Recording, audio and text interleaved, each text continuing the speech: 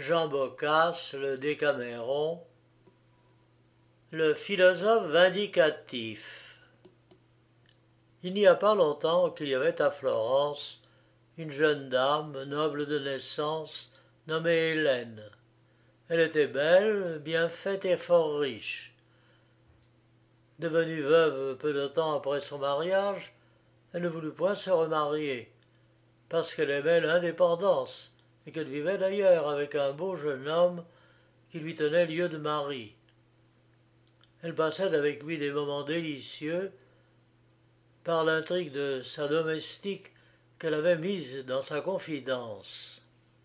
Dans ce même temps, un jeune gentilhomme florentin nommé Régnier, qui avait fait ses études à Paris, revint à Florence, non pour y faire étalage de son savoir, mais pour y jouir passablement des connaissances qu'il avait acquises. Il eut bientôt l'estime de ses concitoyens par sa bonne conduite et son honnêteté. Il était aussi heureux qu'un jeune homme instruit et bien élevé peut l'être, lorsque l'amour vint troubler sa philosophie et déconcerter sa sagesse. Se trouvant un jour à une fête où il était allé se distraire de ses travaux littéraires, il rencontra madame Hélène, en habit noir, selon la coutume des femmes veuves. Il ne put se défendre d'admirer ses charmes et d'en être tendrement ému. Elle lui parut la plus admirable personne de l'assemblée, et la plus capable de faire le bonheur d'un honnête homme. Heureux et mille fois heureux, disait-il en lui-même, le mortel qui pourrait posséder un pareil trésor. Il ne la perdait point de vue, ne se laissait point de suivre ses pas ou de s'offrir à sa rencontre dans la mêlée. Entraîné par un sentiment aussi vif que tendre, il résolut de mettre tout en œuvre pour lui plaire et en oublier et en obtenir. Entraîné par un sentiment aussi vif que tendre, il résolut de mettre tout en œuvre pour lui plaire et obtenir des faveurs. La jeune veuve, qui ne se tenait pas toujours ses yeux baissés, et qui au contraire promenait ses regards sous cape, tantôt sur l'un, tantôt sur l'autre, voyant que Régnier la lorgnait souvent, n'eut pas de peine à démêler ce qui se passait dans son cœur. Comme elle était fort vaine et fort coquette, « Bon, dit-elle en soi-même, je n'aurais pas perdu mon temps venant ici, car si je m'y connais, voilà un pigeonneau pris dans mes rets. » Soit qu'elle imagina que le nombre des conquêtes dût relever ses charmes et la faire valoir davantage aux yeux de son amant, soit qu'elle fût bien aise de se ménager la tendresse de Régnier pour remplacer celui à qui elle l'avait donné de son cœur, dans le cas qu'elle eût jamais le malheur de le perdre, elle regardait de temps à autre le nouveau soupirant, de manière à lui persuader qu'elle approuvait sa passion naissante. Notre galant, renonçant dès lors à sa philosophie pour ne s'occuper que de son amour, s'informe du nom, de l'état et du logement de la dame, et croit ne pouvoir mieux lui faire sa cour que de passer et repasser devant sa maison sous différents prétextes. La belle, toute glorieuse d'avoir mis un philosophe dans ses fers, fit de son mieux pour conserver sa conquête, employant tous les manèges de la coquetterie, sans néanmoins se compromettre auprès de l'amant qu'elle rendait heureux. Régnier, qui brûlait de le devenir, trouva moyen de faire connaissance avec la domestique de la veuve. Il lui confia son amour et la pria de le servir, avec promesse de reconnaître ses bons offices d'une manière généreuse. La servante lui promit de seconder sa flamme et ne manqua pas, dès ce jour même, de tout conter à sa maîtresse, qui ne fit que rire de cette ouverture. « Mais me crois-tu assez folle, lui répondit-elle, pour m'attacher à ce jeune homme, dans le temps que j'ai l'amant le plus aimable et le plus passionné? Ne me parle pas de ce philosophe que pour m'amuser de son extravagance. Les savants font des sottises comme les autres hommes. Vois l'usage que celui-ci fait des lumières et de la sagesse qu'il est allé chercher à Paris. Il faut le traiter comme il le mérite. Et pour que je puisse me bien moquer de lui et le redresser de la bonne manière, tu lui diras, quand tu auras autre occasion de lui parler, que je suis très flatté de l'amour qu'il me témoigne, mais que mon honneur me défend de le recevoir, que je veux pouvoir marcher tête levée comme toutes les femmes honnêtes, qu'il n'est pas par conséquent impossible de répondre à son amour, et que, s'il est aussi sage qu'il en a la réputation, il m'en estimera davantage. Femme insensée, vous ignorez donc combien il est dangereux d'irriter un homme de lettres, que vous allez vous préparer de chagrin. Mais n'anticipons point sur les événements. La domestique ne tarda pas à revoir Régnier. Elle lui fit part aussitôt de la réponse de sa maîtresse. Cette réponse lui parut assez favorable pour en concevoir les meilleures espérances. Il redoubla les supplications, écrivit des lettres pleines de feu et les accompagna de présents. Tout cela fut bien reçu, mais on n'y fit que des réponses vagues. Par ce moyen, la veuve l'amusa fort longtemps. Elle crut enfin devoir découvrir cette espèce d'intrigue à son amant, qui en prit quelque jalousie. Madame Hélène, pour lui prouver combien ses craintes étaient déplacées, d'accord avec lui, envoya dire à Régnier que, n'ayant pu rien faire pour lui depuis qu'il lui avait déclaré son amour, elle se flattait qu'aux prochaines fêtes de Noël, elle pourrait lui donner un rendez-vous, qu'il lui tardait infiniment d'arriver à ce moment désiré, et qu'ainsi, s'il voulait se rendre dans la cour de sa maison la nuit d'après Noël, elle irait trouver le plus tôt qui lui serait possible. Le philosophe amoureux fut au comble de la satisfaction, et l'on imagine sans peine qu'il ne manqua point de se trouver au rendez-vous. Il fut introduit par la servante dans la cour, et il fut renfermé pour y attendre la dame, exposée à toutes les injures de la saison. Elle avait fait venir ce soir-là son cher amant, et après avoir soupé avec lui et l'avoir caressé plus que de coutume, elle lui fit part du tour qu'elle se proposait de jouer à son rival. « Il te sera facile de juger, lui dit-elle, si je l'aime, si je puis avoir eu pour lui la moindre complaisance. » Elle lui apprit en même temps qu'il était enfermé dans la cour, où elle prétendait lui faire passer la nuit, pour refroidir un peu sa passion. L'amant fortuné ne se possédait pas de joie. Il lui tardait de voir son rival se morfondre d'amour et de froid. Il était tombé le jour précédent une si grande quantité de neige que la cour en était couverte, de sorte que Régnier n'en pouvait presque plus de froid au bout d'une demi-heure. Mais l'espérance de se dédommager avec celle qu'il aimait lui faisait supporter son mal en patience. Il y avait plus d'une grosse heure qu'il attendait, quand la méchante veuve mena son amant à une petite fenêtre de sa chambre à coucher, d'où il pouvait voir Régnier au clair de la lune, sans en être vu. Elle envoya en même temps sa servante à une autre fenêtre pour dire de sa part à l'amoureux philosophe de ne pas s'impatienter. « Ma maîtresse est bien fâchée, lui dit-elle, de vous faire si longtemps attendre dans un lieu si exposé au froid, mais un de ses frères qui est venu souper avec elle n'est pas encore sorti. Oh, elle n'en sera pas plutôt débarrassée qu'elle ira vous joindre, si vous ne vous impatientez pas. Dis à ta belle maîtresse, répondit le baron, le bon Régnier, qui était loin de penser qu'on se jouait de sa passion, ne laisse point d'inquiéter de moi.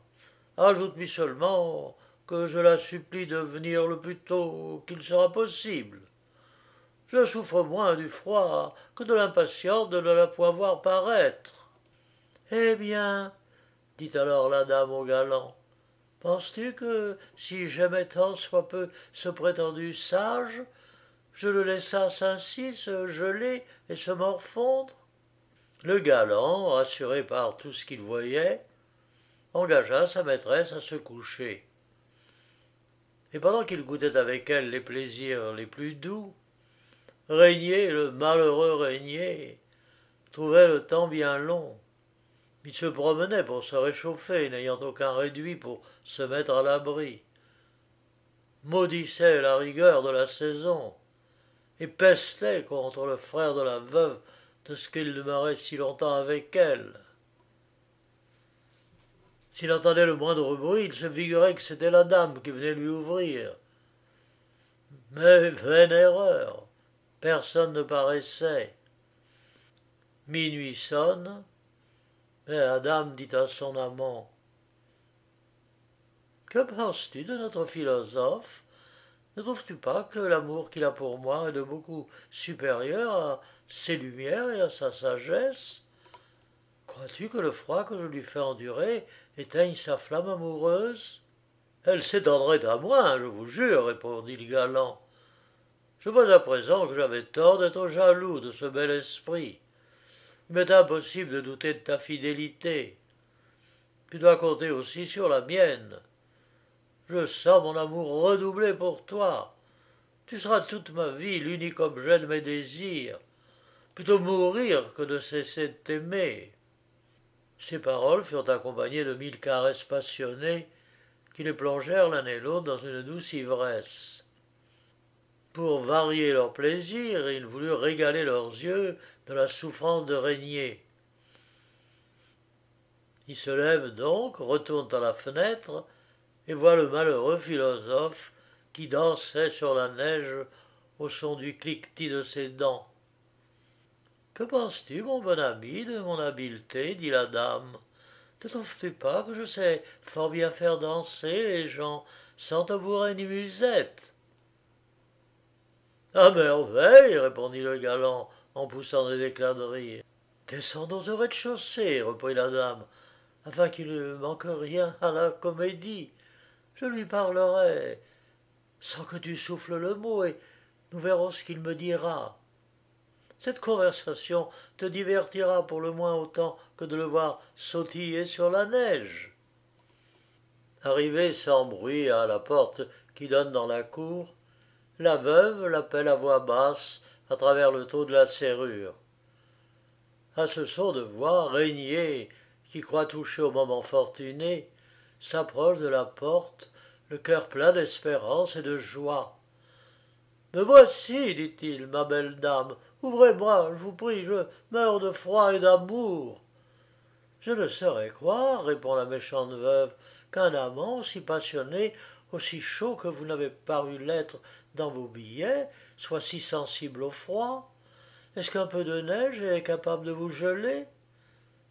Ne sais-je pas qu'il en tombe beaucoup plus à Paris, où vous avez fait un si long séjour?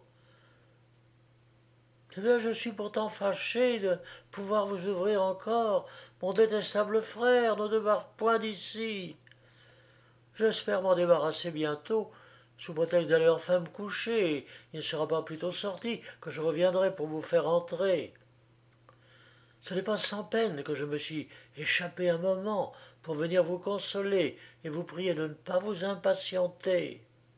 Procurez-moi du moins un abri, madame, alors j'attendrai tant qu'il vous plaira. Je suis tout couvert de neige, elle tombe à gros flocons. Ouvrez-moi donc, je vous supplie, afin que je sois à l'abri. Il m'est impossible, mon doux ami. La porte crie, et au moindre bruit, mon frère ne manquerait pas de venir, et de nous surprendre. Je vais le déterminer à s'en retourner, et je suis à vous dans la minute. Congédiez-le donc au plus tôt, je vous en prie. Et grand feu surtout, car j'en puis plus de froid. Mais comment cela se peut-il? Il n'y a qu'un moment vous brûliez d'amour. Est-ce que vos feux seraient déjà éteints? Oh, je ne veux pas le croire. Un moment de patience et je viens vous ouvrir. Bon courage, mon cher ami, bon courage. Je vous réchaufferai, soyez-en sûr, le plus tôt qu'il me sera possible. Encore un peu de patience, et vous serez content. L'amant, qui entendait tout cela, avait de la peine à s'empêcher d'éclater de rire. De retour au lit avec sa maîtresse, le reste de la nuit se passa en plaisirs donnés et reçus, et à plaisanter aux dépens du patient philosophe, qui eut tout le loisir de réfléchir sur les faiblesses humaines. Le pauvre diable, claquant des dents et se tenant comme une cigogne, tantôt sur un pied et tantôt sur l'autre, lassé de ne voir venir personne, et n'entendant pas un chat remuer, comprit mais trop tard qu'il était joué. Et le voilà maudire la veuve et la servante, l'amour, sa sotte crédulité, et surtout la rigueur du temps et la longueur de la nuit. Indigné de la perfidie dont il était victime, et voulant mettre fin à ses souffrances, il essaya d'ouvrir la porte par où il était entré. Vains efforts, tout fut inutile. Furieux de ne pouvoir sortir, son amour fit place à la plus forte haine. Il ne s'occupa plus que des moyens de se venger, et se promit bien d'en saisir la première occasion. Cependant, le jour s'approchait. Il commençait à poindre, lorsque la domestique, instruite par sa maîtresse, descendit pour faire de grandes excuses à Régnier, qui était plus mort que vif. Elle feignit d'être touchée de compassion pour son état. « Que la peste emporte, lui dit-elle, le frère de madame, qui ne vous a pas quitté d'un moment. Il est cause que je ne me suis point couché et que vous êtes gelé. Oh, vous ne sauriez croire, monsieur, tout ce que j'ai souffert en mon particulier de vous avoir exposé au mauvais temps. Mais ne perdez point courage, vous ne serez pas si malheureux une autre fois. Il faut espérer que ma maîtresse, qui est inconsolable du contretemps survenu, se fera un plaisir de vous dédommager le plus tôt qu'elle pourra de tout ce que vous avez souffert. » Régnier, qui n'était pas homme à être trompé 2 fois, et qui n'ignorait pas que les menaces étaient autant d'armes pour la personne menacée, n'eut garde de laisser voir son indignation. Il sut réprimer et dissimuler son ressentiment dans l'espérance de le mieux satisfaire, et se contenta de lui dire d'une voix presque éteinte que de sa vie il n'avait passé une si cruelle nuit, mais que, comme il était persuadé qu'il n'y avait point de la faute de madame Hélène, il s'en consolait dans l'espérance qu'elle lui tiendrait compte de ce qu'il avait enduré. « Je te prie, ajouta-t-il en la quittant, de me rappeler dans son souvenir et de me ménager ses bonnes grâces.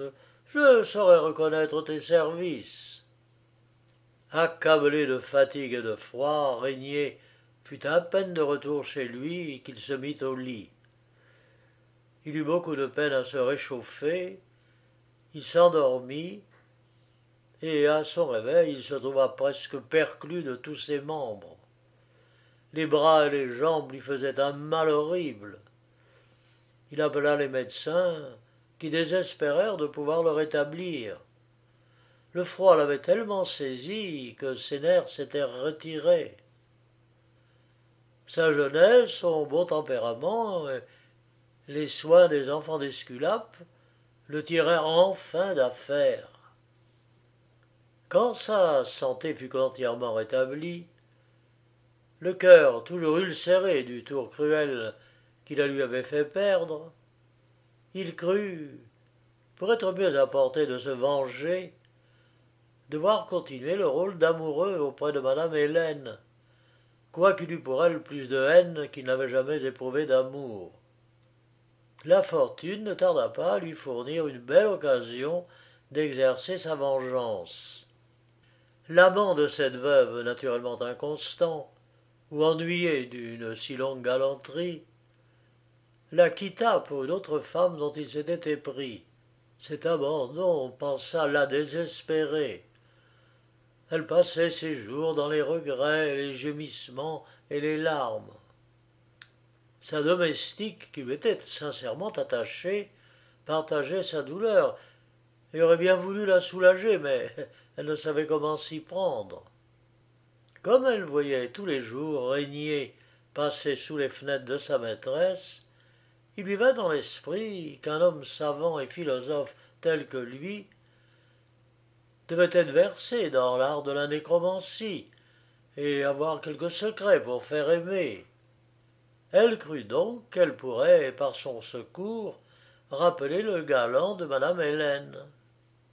Elle fit part de son idée à sa maîtresse, qui, sans considérer que, si Régnier avait le secret de faire aimer, il n'aurait pas manqué de s'en servir pour lui-même, donna dans la vision de sa servante, et l'engagea à lui parler à ce sujet et à lui promettre de sa part tout ce qu'il exigerait d'elle dans le cadre du succès. La domestique s'acquitta de la commission, et notre philosophe bénit le ciel de ce qu'il allait avoir une belle occasion de punir cette méchante femme de tout le mal qu'elle lui avait fait pour prix de son amour. Tu diras à ta maîtresse de ne plus se chagriner.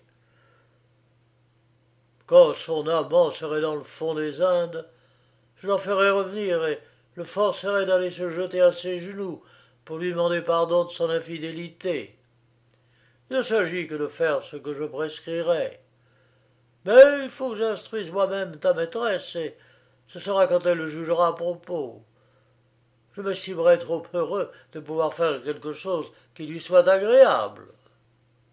Madame Hélène, informée des dispositions de Régnier, lui fit savoir qu'ils pourraient se voir et se parler à Santa Lucia del Prato, et ils s'y rendirent l'un et l'autre au jour convenu.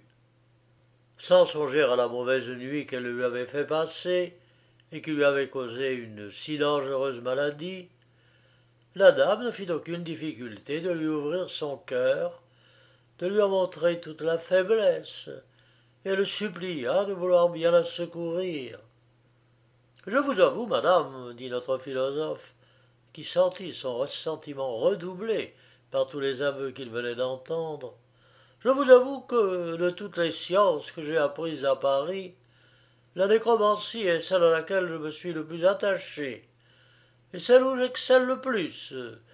Je vous avoue aussi que, comme cette science offense Dieu, j'avais juré de ne jamais m'en servir, ni pour moi, ni pour autrui.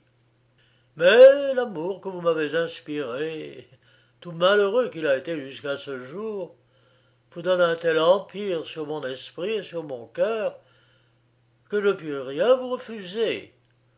Dussé-je, par rapport à vous, aller à tous les diables, je ferai ce que vous désirez. Mais je vous préviens que ce que vous me demandez est précisément ce qu'il y a de plus difficile dans l'art de la nécromancie. Vous saurez de plus qu'il faut que la personne qui veut ramener celui qu'elle aime agisse elle-même et qu'elle n'ait point peur, car tout se fait la nuit, sans témoin, dans un endroit isolé. Or, je doute fort que vous soyez disposé à remplir toutes ces conditions, sans lesquelles l'enchantement ne saurait avoir son effet. La belle, plus amoureuse que sage, lui répondit « Mais je suis tellement éprise de celui qui m'a si indignement délaissé, et son amour est devenu si nécessaire à mon existence, qu'il n'est rien que je n'ai le courage d'entreprendre pour le rappeler. Vous n'avez qu'à m'apprendre ce qu'il faut que je fasse. » Madame, lui dit Régnier, qui, comme on le verra, était un homme vindicatif et dur à l'excès, je dois d'abord faire une image de cuivre au nom de l'homme que vous désirez posséder. Je vous la remettrai, et lorsque la lune sera dans son décours, Vous irez, à l'heure du premier somme, vous baigner nue et toute seule, dans une eau courante, pas 7 fois différente, mais avec cette image que vous tiendrez dans vos mains. Après vous être ainsi plongé 7 fois dans une eau vive, vous monterez toujours seul et toute nue sur le haut d'un arbre ou sur le toit d'un édifice un peu élevé.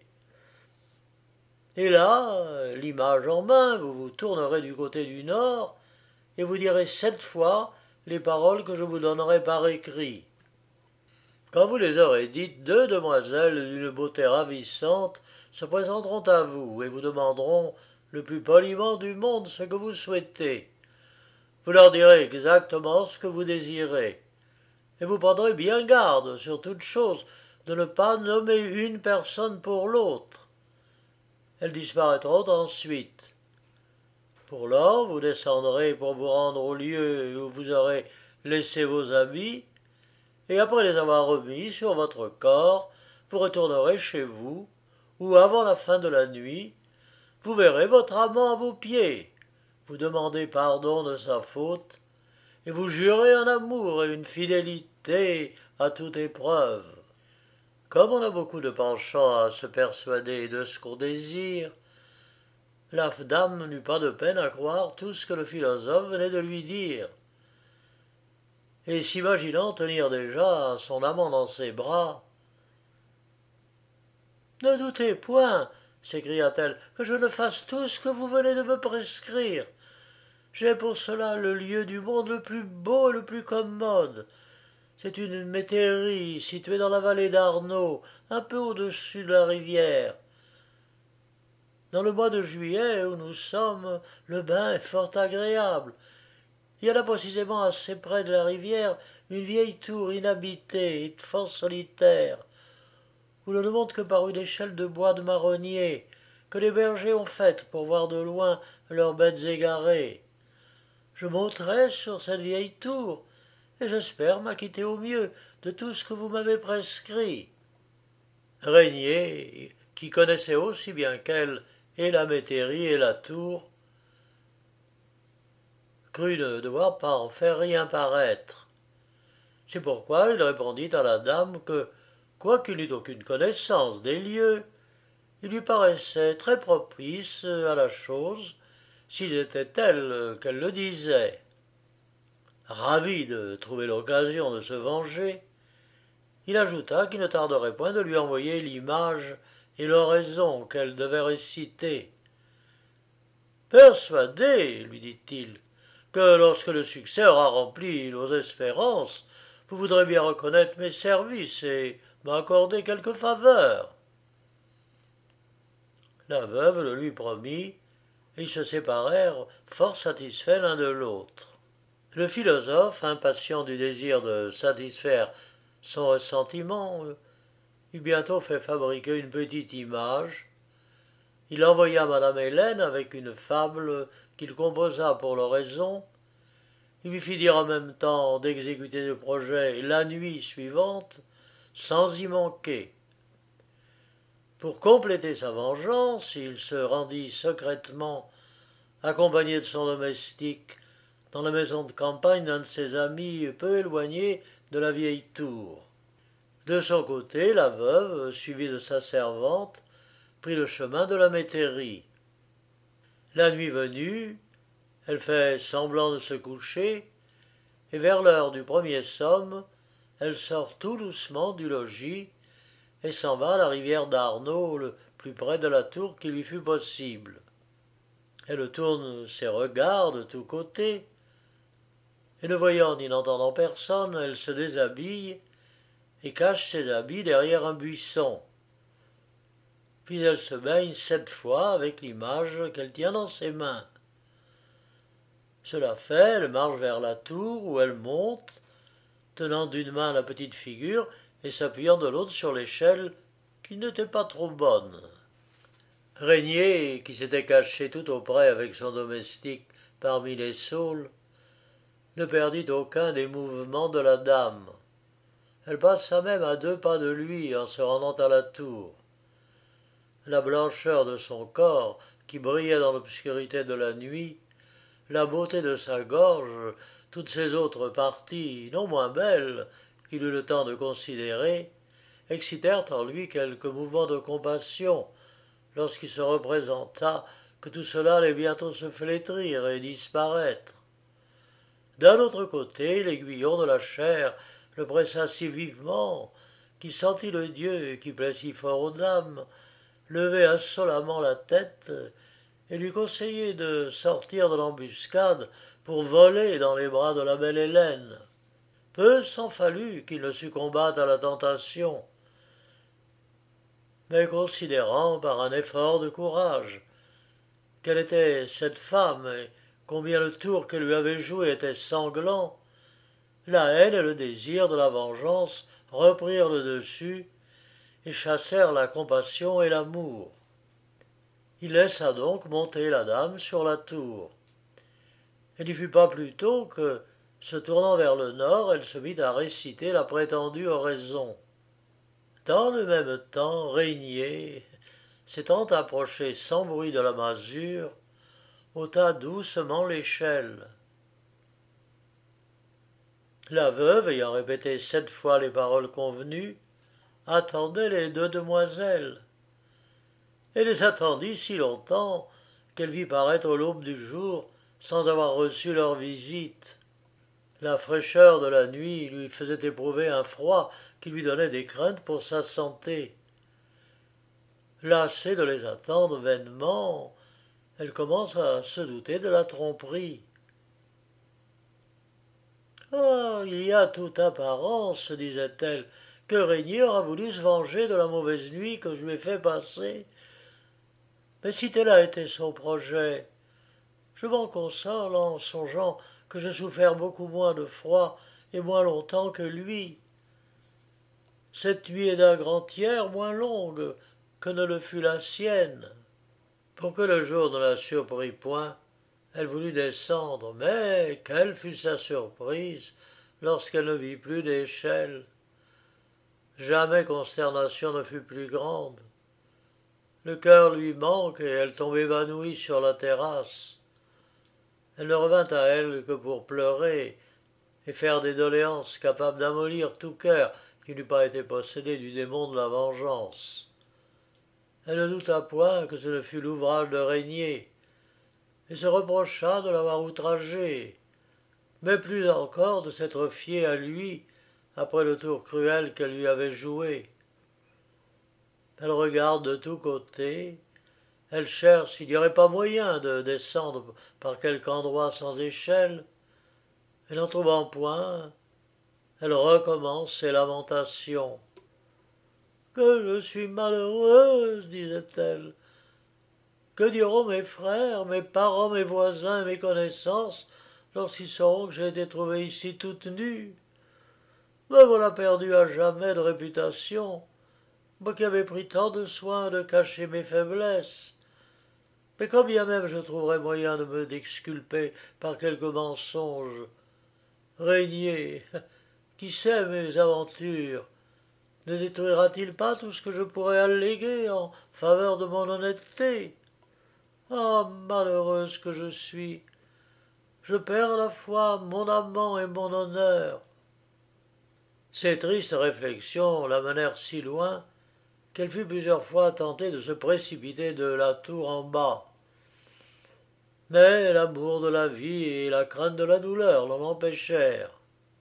Le soleil étant levé, elle promène ses regards de côté et d'autre pour voir si elle n'apercevrait pas quelque berger qui pût aller quérir sa domestique. Mais elle ne vit que Régnier, qui s'était endormi sous un buisson et qui s'éveillait précisément à cet instant. Notre philosophe s'approche pour lui parler.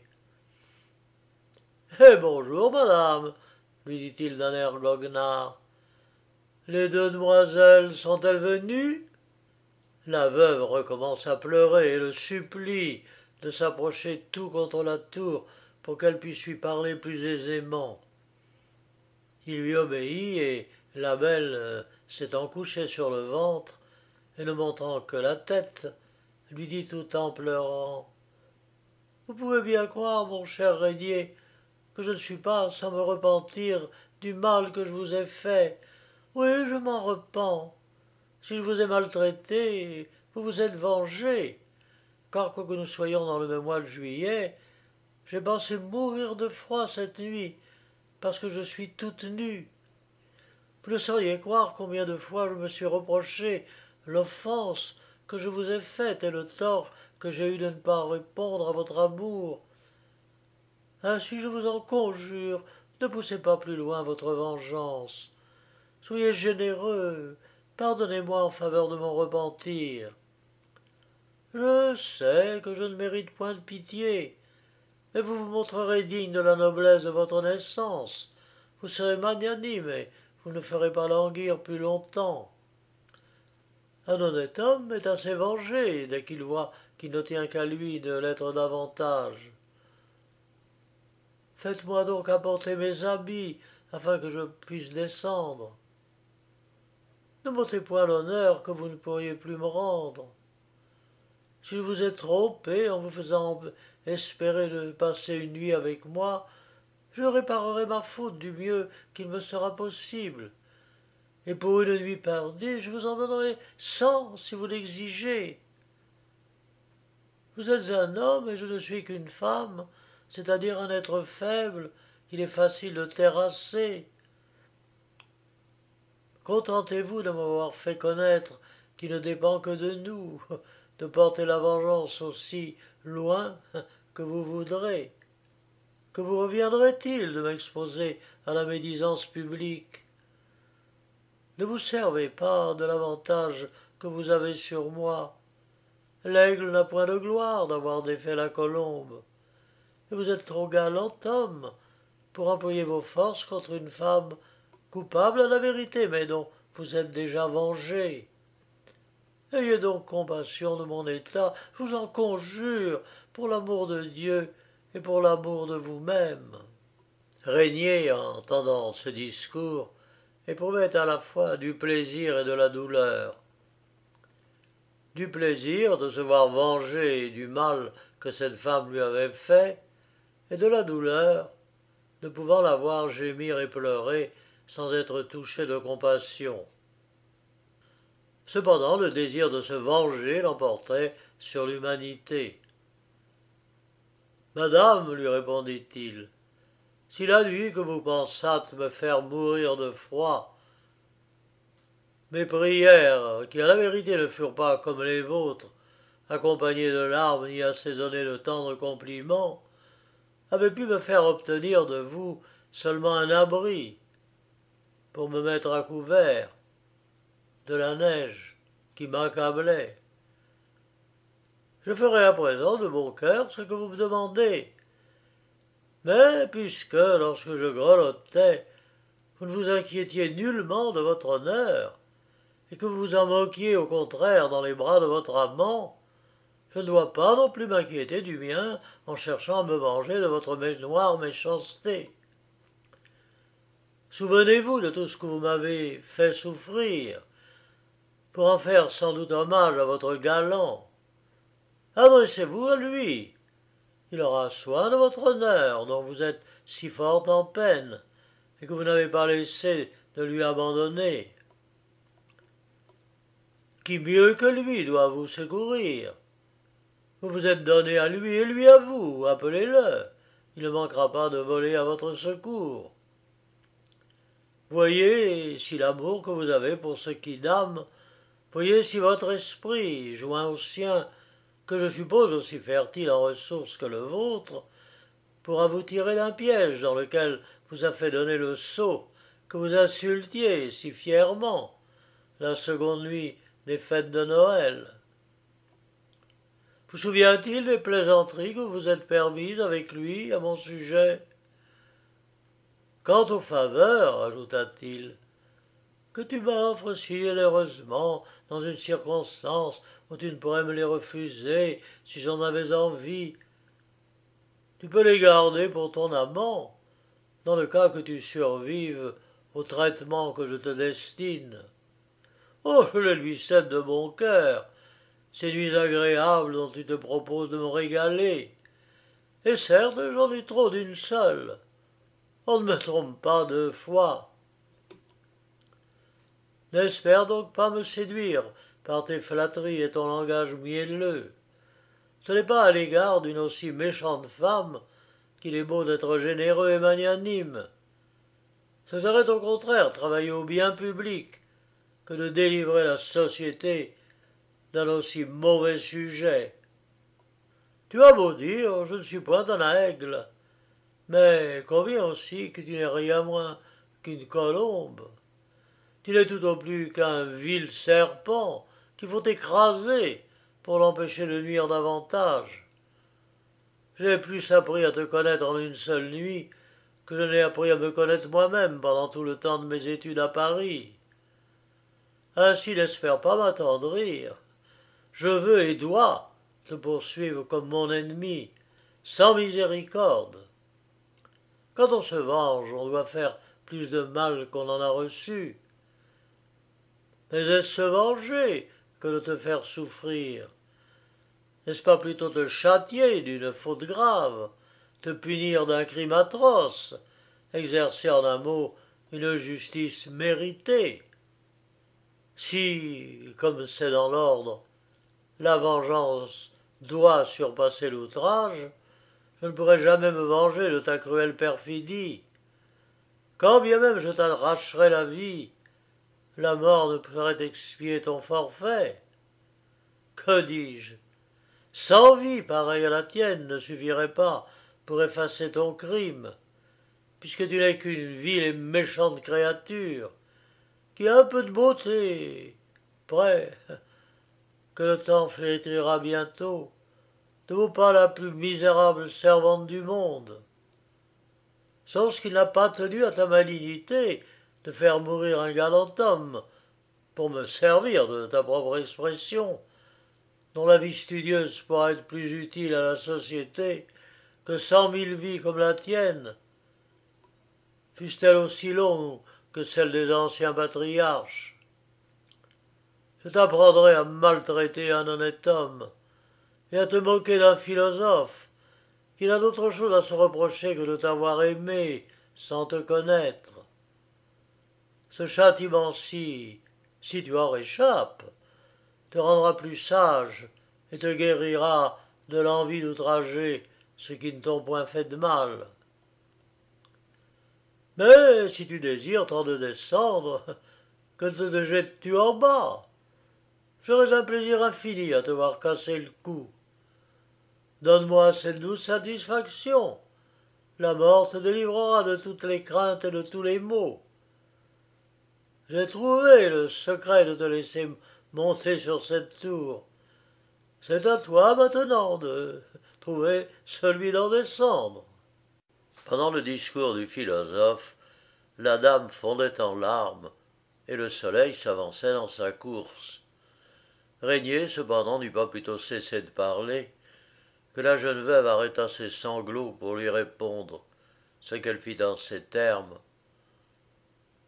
Homme cruel, si la fatale nuit dont vous avez sujet de vous plaindre vous tient si fort au cœur, si ma faute, que je ne cherche point à diminuer à vos yeux, vous semble si énorme, que ni ma jeunesse, ni mes larmes, ni mes humbles prières ne peuvent en obtenir le pardon, laissez-vous du moins toucher par le souvenir de la confiance que je vous ai témoignée, en vous ouvrant mon cœur et en suivant de point en point ce que vous m'avez prescrit de faire pour avoir mon amant.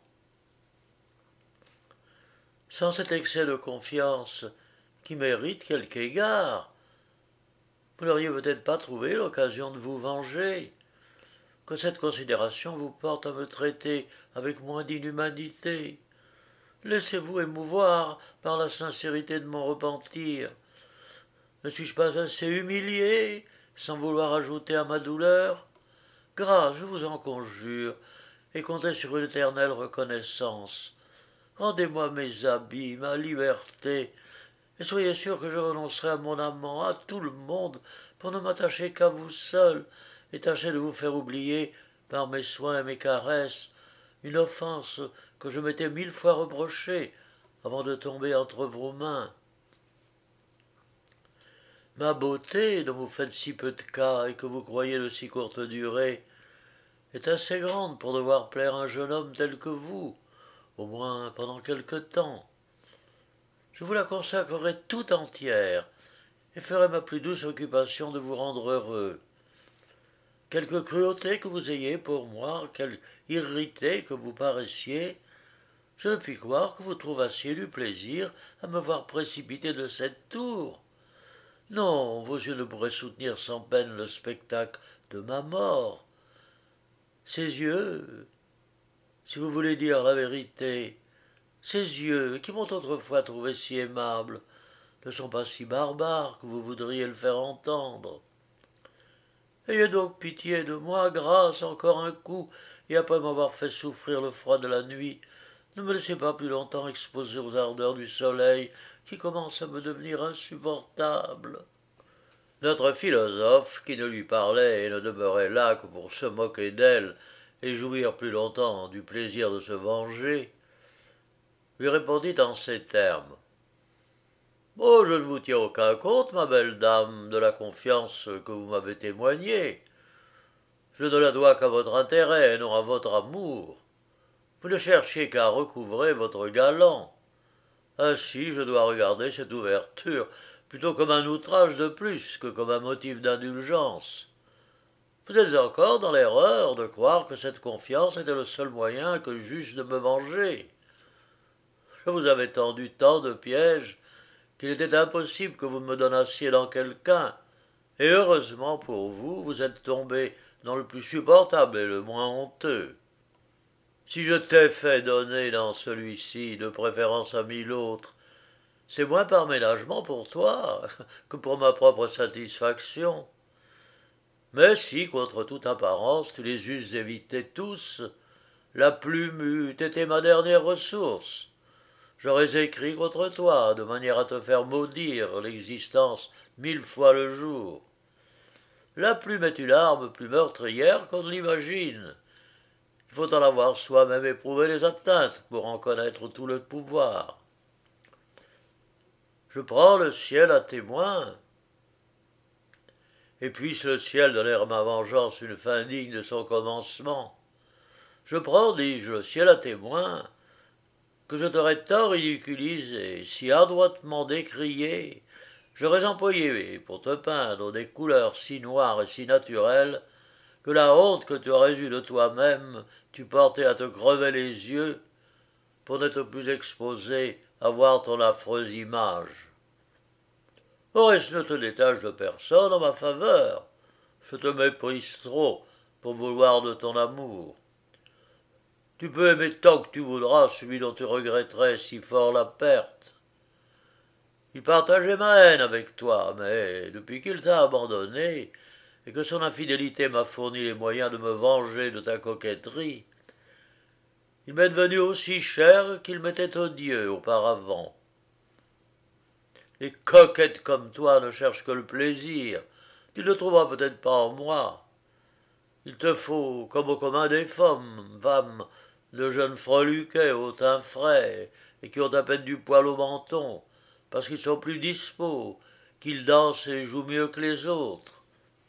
Apprends cependant que si les hommes qui sont un peu plus mûrs et qui ont la barbe garnie sont moins vifs et vont plus lentement, ils vont du moins d'un pas réglé, contenu, savent ce que les autres doivent encore apprendre.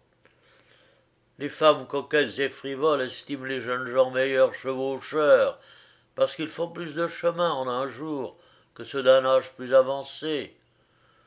J'avoue qu'ils sont plus ardents, mais en revanche, les hommes de moyen âge, plus expérimentés, connaissent mieux les endroits chatouilleux, et l'on doit préférer le bon et le solide au brillant de peu de durée. Le grand trop fatigue, quelque jeune qu'on soit, mais le petit pas fait arriver au logis, quoique un peu tard, sans la moindre lassitude. La plupart des femmes se laissent prendre aux apparences sans considérer que les apparences sont trompeuses. Elles ne voient pas que les jeunes gens ne se contentent pas d'une maîtresse, et que leur grande vivacité doit naturellement les rendre changeants. Tu en as fait toi-même l'expérience. Ils désirent de jouir de presque toutes les femmes qu'ils rencontrent et s'imaginent que les caresses qu'on leur fait sont un tribut qu'on leur doit. De là vient le peu de reconnaissance. Aussi faut-il consister leur gloire à publier les faveurs qu'ils ont reçues. C'est cette indiscrétion qui a engagé un grand nombre de femmes à s'abandonner à des moines, que la sainteté de leur état empêche d'être indiscrets. Détrompe-toi, si tu penses que tes amours ne soient connus que de ta servante et de moi. Elles ont éclaté dans le public, et l'on ne parle d'autre chose dans ton quartier.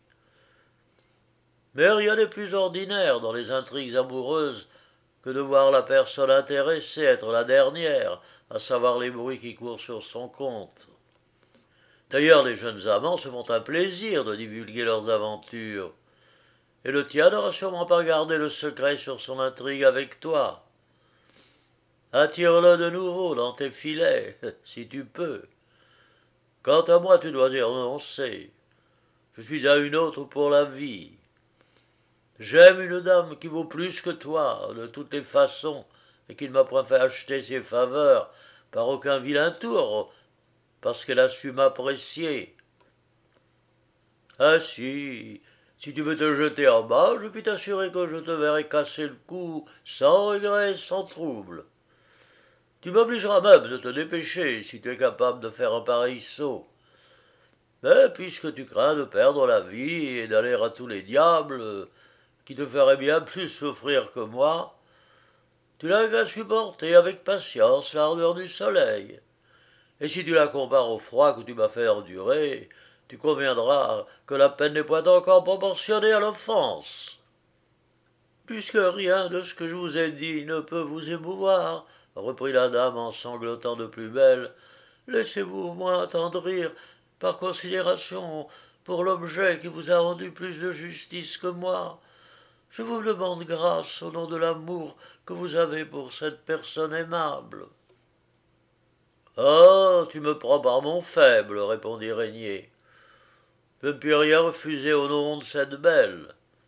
Et, voyant qu'il était déjà 9 heures, allez, dis-moi où sont tes habits, ajouta-t-il, et je les irai quérir. Hélène, croyant avoir vaincu sa barbarie, livra son cœur à l'espérance et lui indiqua l'endroit où elle s'était déshabillée. Le philosophe s'éloigne de la tour et laisse son domestique en sentinelle, avec ordre d'empêcher qui que ce soit d'approcher jusqu'à son retour. Cela fait, il alla dîner chez son ami, où il fit ensuite la méridienne tout à son aise. La jeune veuve que la promesse de Régnier avait un peu consolée, tantôt assise, tantôt couchée, tantôt debout, trouve enfin un endroit où il y a un peu d'ombre, et l'esprit occupé de peu d'espérance et de beaucoup de crainte, elle pleure sa triste destinée et désespère du retour du jeune homme. Accablée de lassitude et de sommeil, elle s'endormit, mais pour peu de temps. Car vers l'heure de midi, le soleil, dardant perpendiculairement ses rayons sur sa peau délicate et sur sa tête découverte, brûla non seulement la chair, mais fit de distance en distance des fentes qui lui causaient tant de douleur qu'elle s'éveilla, quelque envie et quelque besoin qu'elle eut de dormir. Se sentant ainsi grillée et voulant se remuer, il lui semblait que sa peau se retirait et s'en allait en lambeaux, comme un parchemin brûlé qu'on veut étendre. À ces douleurs cuisantes se joignait un mal de tête des plus violents. Par-dessus tout, le pavé de la tour était si brûlant qu'elle était obligée d'être dans un mouvement continuel. Et pour surcroît de malheur, il ne faisait pas le moindre vent, et un essaim de mouches et le temps la piquait si cruellement qu'il me semblait qu'à chaque moment on lui donnait 1000 coups d'épingle, ce qui lui faisait porter continuellement les mains sur les différentes parties de son corps. Elle maudissait la vie, son amant et Régnier, lorsque, accablée de lassitude, de faim et de soif, elle se lève et regarde s'il n'y aurait pas quelqu'un dans les environs. Résolue de l'appeler à son secours, quoi qu'il eût en arrivé. Mais sa malheureuse destinée lui avait enlevé toutes les ressources. La chaleur excessive retenait les bergers et les laboureurs dans leurs chaumières, si bien qu'elle n'entendait d'autre bruit que le chant des cigales. Les eaux de la rivière d'Arnaud qu'elle voyait couler ne faisaient qu'irriter sa soif. Les bois, les maisons, les ombrages qu'elle découvrait ne contribuaient qu'à aigrir sa peine et à lui faire former des souhaits qui augmentaient sa douleur. Enfin, les feux du soleil, le pavé brûlant, la piqûre des mouches et des taons réduisirent cette victime de la plus affreuse vengeance dans un état si pitoyable que son corps, dont l'obscurité de la nuit n'avait pu effacer la blancheur, était moitié noir, moitié rouge et tout tacheté de sang.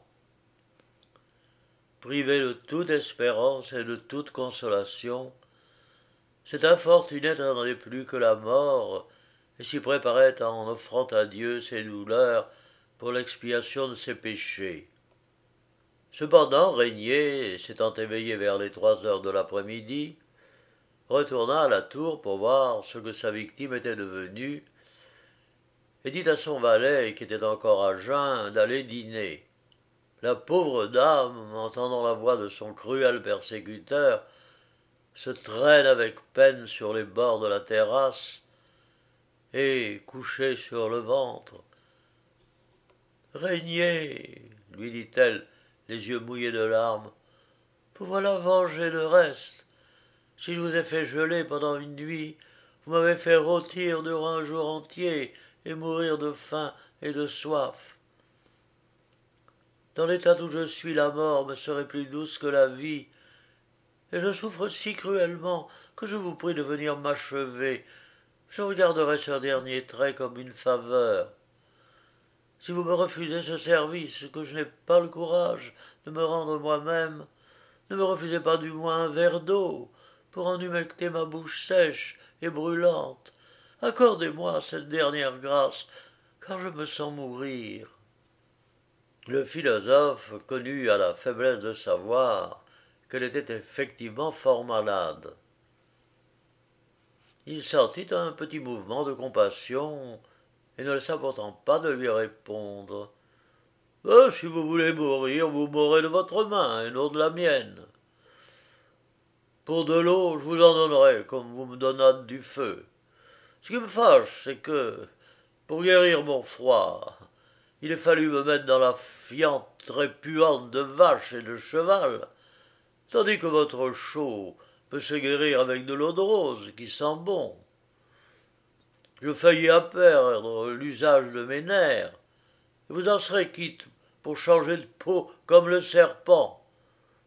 Vous en aurez le crinque plus beau. » « Barbare, reprit la veuve infortunée, puisse le ciel te donner un teint acquis de la même sorte. Homme plus cruel que les monstres les plus féroces, qu'aurais-tu fait de plus si j'avais égorgé toute ta famille?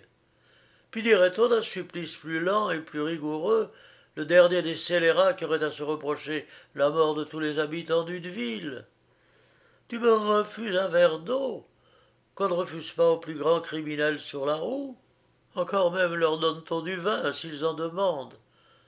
Puisque tu t'obstines à me refuser le moindre soulagement, puisque tu es inexorable, je vais me préparer à mourir en patience. Dieu veuille avoir pitié de mon âme.